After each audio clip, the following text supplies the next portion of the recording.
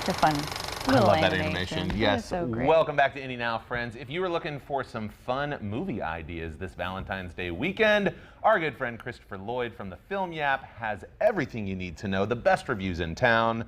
Chris, welcome to the show. Yeah, good morning. Thanks. Always great to be here. Yes, happy Valentine's Day weekend. Yes. Yes. What's new What in do we- theaters? Yeah. Well, first up, we got Death on the Nile, which is an Agatha Christie murder mystery. Ooh, that sounds.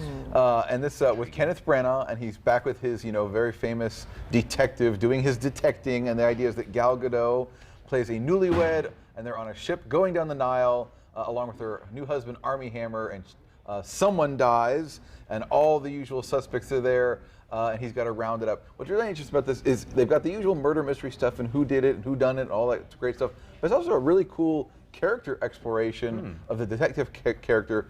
I'm going to try and say his name, Henri Perrault, or I can't say it. Henri Perrault? Yes, I think that's it. And he's doing the accent, and he's got the double, it's not just a mustache, it's like a double mustache. I don't know how they did that, but it's awesome. I really enjoyed this one.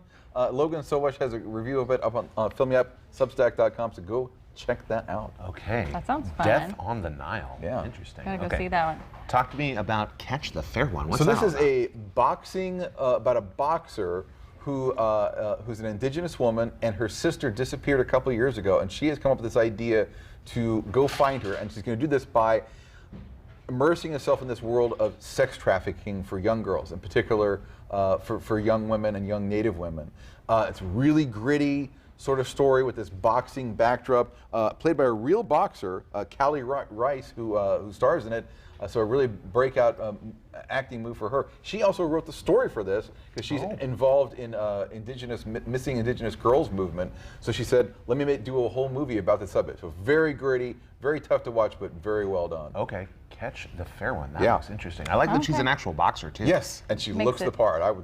I would not step in Yeah. that. Hey, I'm getting married in October, and I hear Congrats. thank you. There's a movie called Marry Me. What's that one about? So this is a rom-com with Jennifer Lopez and Owen Wilson, and she plays sort of a version of herself, a world-famous singer. And the idea is that she and her also famous boyfriend, singer, are going to get married live on stage in front of 20 million people. But literally moments before it happens, everyone finds out that he's been cheating on her.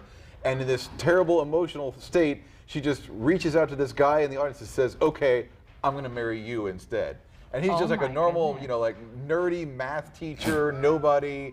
And so now they're married, but having to negotiate this whole thing. Adia Cheney has a great review of it up. Please check that out, where she says it's a little bit predictable, but it's sweet. And if you're a fan of J-Lo rom-coms, we haven't seen any of those in a long time, here's a good example. And I think it's cool. Older rom-com. I mean, it's great to see the 26-year-old rom-coms, but hey, a couple in their 50s. I appreciate that. Okay, well, I won't be doing that in Wow. October, but okay. Wow. I really am interested in that now. And there's one more. You have Blacklight. Tell us So it what that stars one's Liam about. Neeson. Okay. Now let me see if this sounds familiar.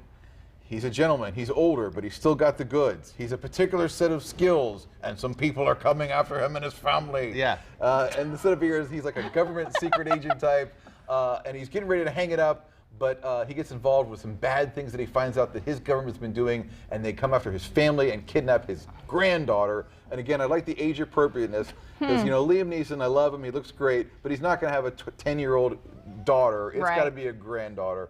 And as you can see, much geezer kick buttery ensues. Yeah, I bet when he just got the script, he's like, yep, Familiar. this one sounds Yep, good. yep. Sign me up. I feel bad for him because he's a terrific dramatic actor. And it's like, is he even getting offered anything else now other than Yeah. a particular set of skills Just roles?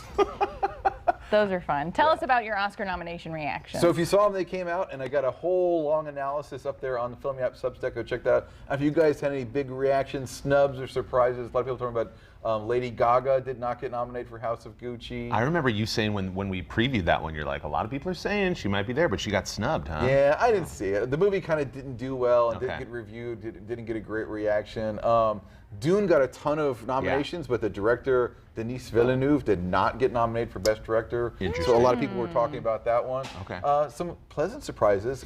Kirsten Dunst got Yeah. nominated, and that was great. She's kind of her career's wandered a little bit the last 10 or 15 years. Yeah. So I love seeing her kind of come back with this big meaty role. And the little movie that could this year is Coda, about a deaf family with the daughter who wants to be a singer. Okay. And that got a supporting actor nomination, best picture nomination, and a screenplay nomination. So if you haven't seen any of those films, a couple of foreign language films did very well. Flee and Drive My Car. I realize you may not have even heard of them, but they also got a surprisingly number of nominations. Okay. So I love the Oscars. I know a lot of people kind of blow them off, but I'm one of those people that, like, you know, I still hold grudges about the cinematography award from 1989. So You're an for old people like soul. me, and if maybe people like you, go check those out. Great. That Chris, was great. thanks as always. Loved that. Appreciate you.